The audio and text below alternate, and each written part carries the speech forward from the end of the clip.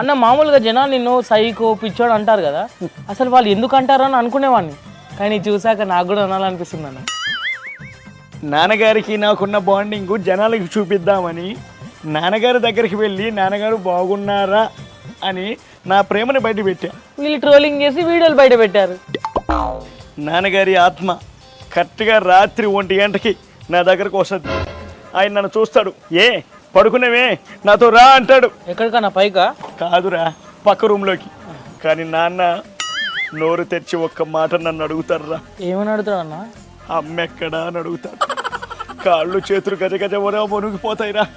ఆ బెల్ట్ తీసుకొని వెనక్కొట్టి నాకు బెండి తెస్తాడు రా. మంచి పని చేస్తున్నాడు అన్న. ఆస్తి ఎందుకు ఇవ్వట్లేదు అని అడిగాడు. నాకు ఆస్తి సరిపోవట్లేదు నాన్న అన్న. అప్పుడు మీ నాన్న ఆంధ్రప్రదేశ్ ప్రజల సొమ్ము సరిపోవట్లేదు, నా సొమ్ము సరిపోవట్లేదు అన్నాడు కదా. కరెక్ట్గా రా, నా పక్కనే ఉండి విన్నట్టు భలే చెప్పావురా. ఎలా రా ఇది? అన్న ప్రతిరోజు వస్తాడు అన్న నాన్న?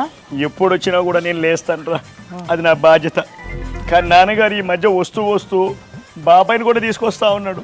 ఆయన వచ్చినప్పుడు ఎక్కడ లేయాల్సి వస్తుందని 4-5 స్లీపింగ్ టాబ్లెట్స్ కూడా వేసుకోమనుకుంటున్నా. ఆయన నిద్ర రావట్లేదు. అన్న ఒక పని చేయనా? ఏంట్రా? బెడ్ పక్కన గొడ్డలు పెట్టుకొని పడుకో. గొడ్డలంటే గుడ్ థాట్.